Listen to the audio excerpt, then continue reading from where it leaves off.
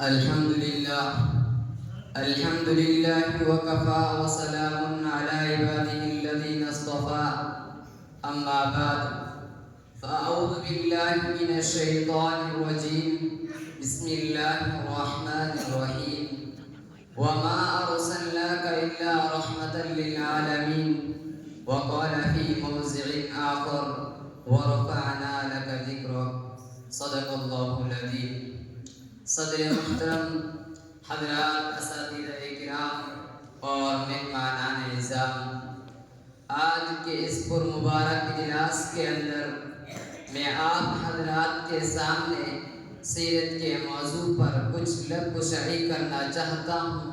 امید ہے کہ آپ لوگ میری حوصلہ افزائی فرمائیں گے۔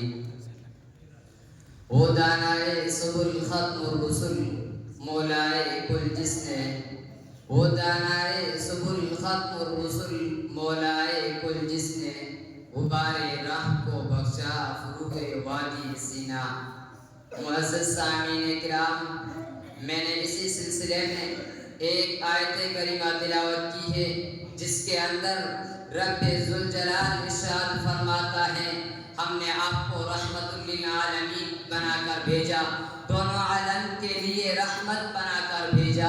ایسے دور میں آپ صلی اللہ علیہ وسلم تشریف لائے جس وقت دنیا کفر و ضلالت کے اندھیرے میں گھر چکی تھی، ہر صنف ظلم و ستم کی یلغار تھی، ذرا ذرا سی بات پر تلوار چل جاتی تھی۔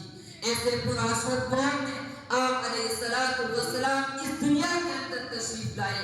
آپ صلی اللہ علیہ وسلم کا تشریف لانا یہ اس امت کے حق میں بنی خیر کا باعث بنا۔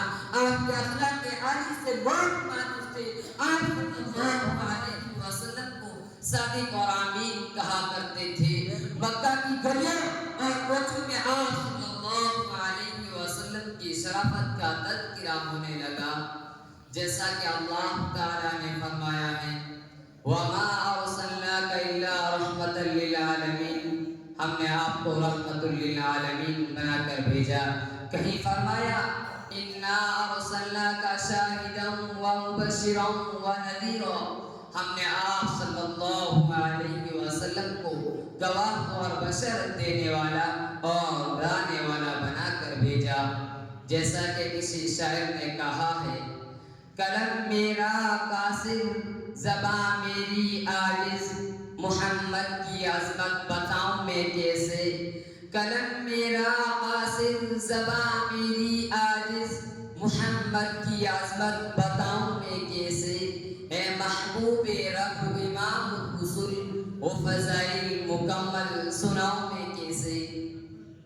اللہ تعالیٰ نے آپ صلی اللہ علیہ وسلم کی ذات اقدس پر احکامات نازل کیے۔ آپ صلی اللہ علیہ وسلم نے ان احکام کی امت کو تعلیم دی، امت کو کفر و ضلالت کے اندھیرے سے نکالنے کی حتی الامکان کوشش کی، جیسا کہ اللہ تعالیٰ نے فرمایا ہے، ہم نے آپ صلی اللہ علیہ وسلم کو قاصد بنا کر بھیجا۔ شہدائیہ ملت، ہمارے نبی آئے تو دنیا کا نظام بدل گیا۔ بددینی و بے حیائی و بے غیرتی سے جو عرب کا ماحول کم تھا، نبی نے اسے حیا سے بدلا۔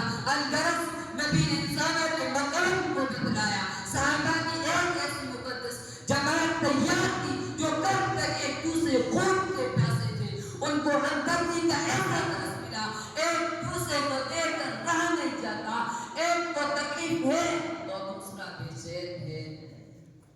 حاضرین گرامی، ایسے محنت کی حضرات صحابہ نے دین کے لیے دنیا کی بڑی سے بڑی طاقتیں ان کے سامنے سرنگو ہو گئی۔ یہ پیارے حبیب کی محنت کا صلہ ہے۔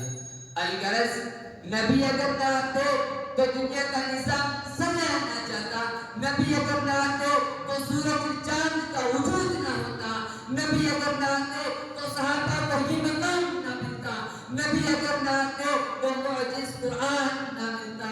نبی کے ذریعے سے امت کو خیر کثیر ملی۔ معزز سامعین کرام، ظالموں نے آپ صلی اللہ علیہ وسلم پر ظلم و ستم کی انتہا کر دی۔